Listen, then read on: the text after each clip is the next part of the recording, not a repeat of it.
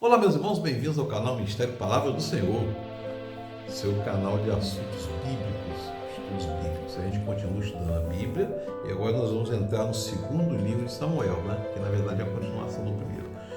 Mas vocês vão perceber algumas coisas interessantes na segunda parte do livro de Samuel, chamado segundo livro de Samuel. Vocês vão perceber que Samuel ele vai retratar Davi como um representante genuíno do rei teocrático, que é o rei que precederia Jesus Cristo, E Davi, vocês vão perceber também que ele foi inicialmente aclamado rei em Hebrom pela tribo de Judá. Depois é que o restante de Israel aceitou, após o assassinato de Isbosete, um dos filhos de sobrevivente de Saul. E vocês vão ver que graças à liderança de Davi, ele recuperou Jerusalém dos jebuseus, fez de Jerusalém a capital, tirou a arca da aliança da casa de Abinadab, levou para Jerusalém e reconheceu publicamente a soberania e o governo do Senhor sobre ele mesmo e sobre a nação. Então Davi reconhece o Senhor como o Senhor da nação, o governo teocrático,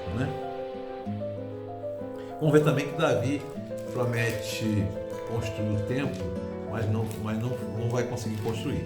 Bom, no capítulo 1, hoje capítulo 1 e 2, no capítulo 1, a gente vai ver que depois da morte de Saul, Davi retornou para sua vitória sobre os amalequitas, que ele foi lá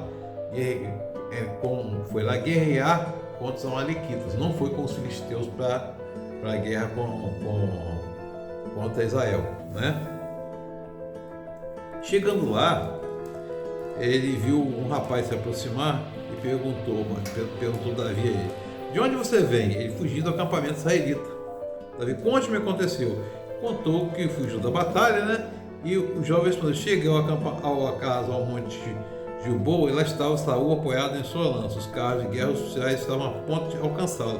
Quando se virou e me viu, me chamou gritando e disse: aqui estou. Ele perguntou: quem é você? Sou malequita. Respondi.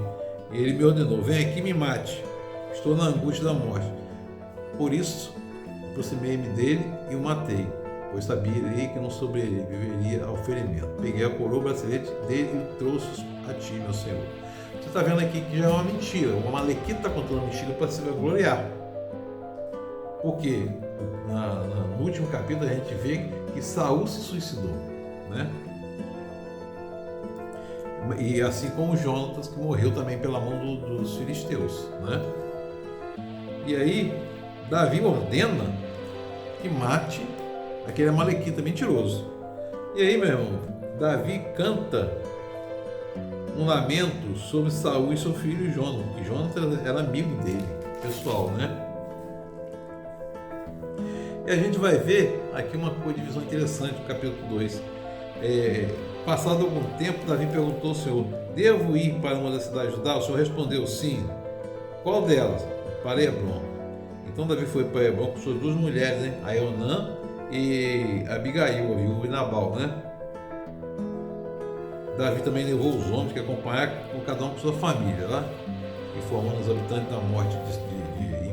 habitantes da morte de Saul e de Jonatas, E lá vocês vão ver que lá ele é reconhecido rei da tribo de Judá, mas não de todo Israel nesse momento aqui. Por outro lado, Isbosete, o filho sobrevivente de Saul, é aclamado rei de Israel, menos de Judá, que Judá tinha sido dada a Davi, Davi era o rei de Judá. E aqui a gente vai ver uma divisão que antecede vocês vão ver lá na frente, Israel do norte e Judá, aquela divisão que tem lá. Divisão do estado da nação de Israel em dois reinos do norte e o reino de Judá. E aí Abner, filho de Né, comandante do exército de Saul, levou Isbosete, filho de Saul, a Manaim, onde proclamou rei sobre Gileade. E Isbosete tinha 40 anos de idade quando começou a reinar em Israel e governou por 2 anos só. E aí Entretanto, a tribo de Judá seguia Davi, que começou a governar em Hebrom por 7 anos e 6 meses. E aí ocorre a guerra entre Judá e Israel. Abi e os soldados, filhos de Bozete, os soldados de Bozete, filho de Saul, partiram para Manaim e marcharam para Gibeon. Joabe, filho de Zeruia, e os soldados de Davi foram ao encontro deles, no açude de Gibeon. E se posicionaram lá para a guerra, né? Então Abi disse a Joabe: vamos fazer alguns soldados lutarem diante de nós.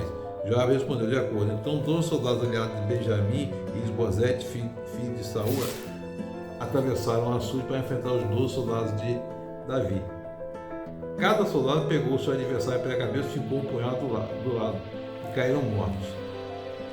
E aí houve uma violenta batalha naquele dia, meu irmão. Joabe e os soldados de Israel foram derrotados pelos soldados de Davi e fugiram, né?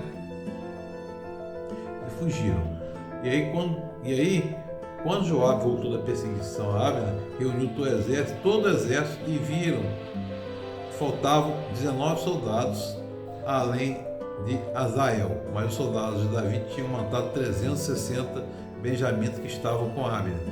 Levaram a Azael e sepultaram no túmulo de seu pai em Belém. Depois disso, Joabe e seus soldados marcharam durante toda a noite e chegaram a Hebrom. Aí que a gente está vendo a guerra, né? Com Isbosete, né? E com Saul, e com Davi.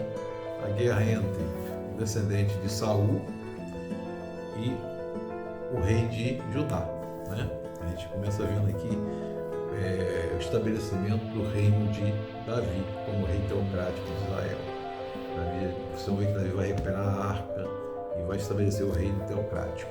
Que o Espírito Santo de Deus esteja sobre nós, nos fazendo compreender a mensagem, nos capacitando para entender. Meu irmão, minha irmã, Deus abençoe a todos nós. Amém.